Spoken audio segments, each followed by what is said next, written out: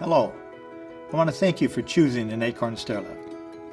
You can be assured that your stairlift will provide safe and reliable service that will allow you to enjoy the full use of your home for many years to come. This video is designed to provide a leisurely review of the safe and proper operation of the Acorn stairlift. So I would like to invite you to sit back, get comfortable, and enjoy this demonstration. Stairlift operation. When using your stairlift, follow these steps. Lower the footrest, lower the seat and arms. When getting on the stairlift at the top of the stairs, hold down one of the swivel pedals and swivel the seat until it locks into a position where the seat is facing away from the steps. Sit in the seat and fasten the seatbelt. Swivel the seat until locked in the operating position. At the bottom of the stairs, there is no need to swivel the seat as long as the seat is locked in the operating position. The downstairs arm is fitted with a safety interlock and must be completely down in position for the stairlift to operate. Press the direction controller in the direction of travel. There will be an audible beep to signal that the command has been received. After a short delay, the stairlift will begin to move, slowly at first, until it reaches full speed. Keep the controller pressed down continually throughout the journey. The stairlift will automatically slow down and stop when it reaches the end of its travel. To swivel the seat, hold down one of the seat paddles and rotate the seat. Release the paddle and keep rotating until it locks into position, partly or fully around. It is now safe to undo the seatbelt and leave the stairlift. You may at this point swivel the seat back into its locked position and fold the footrest, arms, and seat up. Parking and recharging. When not in use, it is vital that the stairlift is left on a charge point. The location of this can depend on the configuration that was installed in your home. On a standard track, the correct positions are at the top or bottom where the unit stops automatically. At these positions, the unit receives a power supply that allows the unit to recharge its internal batteries. The stairlift will make a single beep to indicate that a charge point has been reached. If there is an electrical supply failure, or if the supply to your stairlift is switched off, it will continue to work for several journeys. However, the batteries will eventually lose their charge and the stairlift will not operate.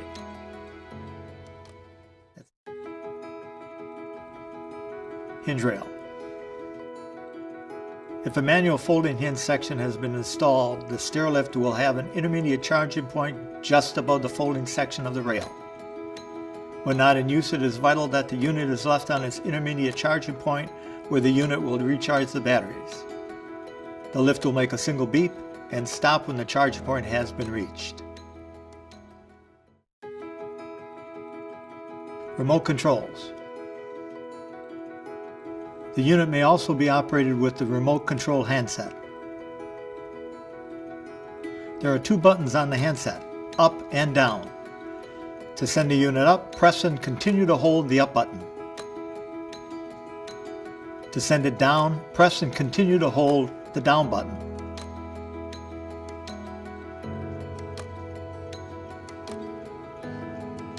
The unit will automatically stop at the end of the track or if the button is released.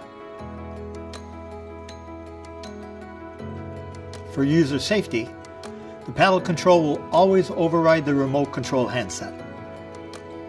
The infrared sensors for the remote control handset are located on the carriage.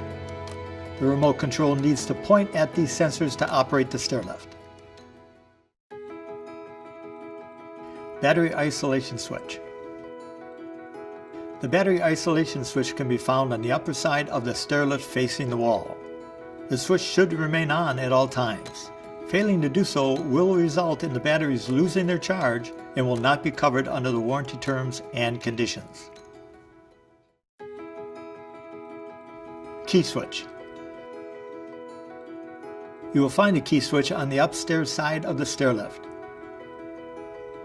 For the unit to operate, the key must be inserted and turned to the right or clockwise position. When the key is turned to the left or withdrawn, the display panel will show E9 and the stair lift will not run. The key can be removed to prevent any unauthorized use. This will not affect the charging of the batteries. Paddle control. There is a paddle control located on the end of each armrest. To operate the unit, the paddle must be pressed and held in the direction of travel. There will be an audible beep to signal that a command has been received, and a momentary delay before the stair lift will operate. The unit will only operate while the paddle is being pressed and will automatically stop when the unit reaches the end of the track or the paddle is released. In order for the stair lift to operate, you must maintain continuous positive pressure throughout the trip. Manual swivel seat. When the unit reaches the upper end of the track, it will stop automatically. The seat must now be turned to make getting on and off the stair lift safe. Turn the seat, depress and hold down the seat swivel lever at the side of the seat pad. This will then allow the seat to be rotated to face the staircase landing. The seat will lock in position at 45 degrees and 90 degrees. Make sure the seat is locked into position before getting on or off the stair lift.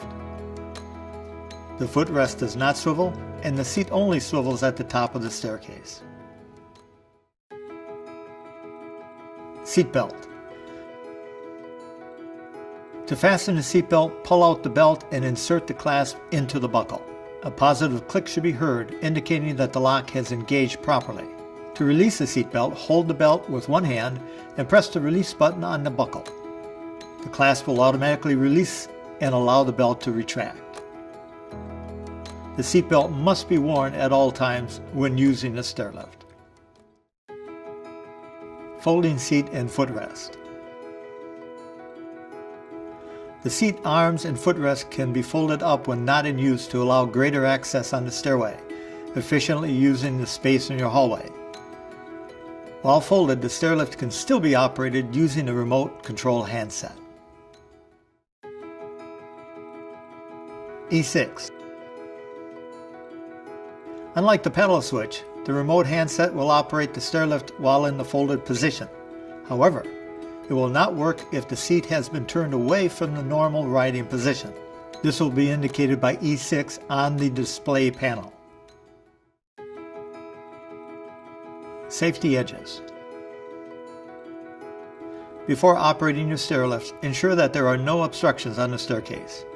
The stair lift is fitted with 5 safety edges: each side of the carriage, each side of the footrest, and under the footrest. If these encounter any obstruction, the stair lift will stop immediately. Move the stair lift back in the opposite direction and remove the obstruction. Interrupted travel.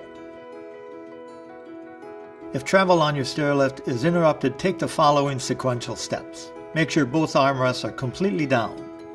Try traveling in the opposite direction. Try to continue in the original direction. Call out for help to someone in the home. If no one is home and you have a cell phone on hand, call for help. If none of these options are available, follow the emergency dismount instructions. Emergency dismount. If you must disembark mid-travel for any reason, turn the seat depressing the seat swivel lever, allowing the seat to face the staircase. Release the paddle and unlock the seat in place for a safe exit. If the stair lift fails to operate, please remain calm and alert others before attempting to disembark the stair lift.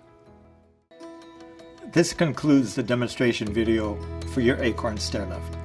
If you have additional questions, please contact our customer service team at 888-563-0410.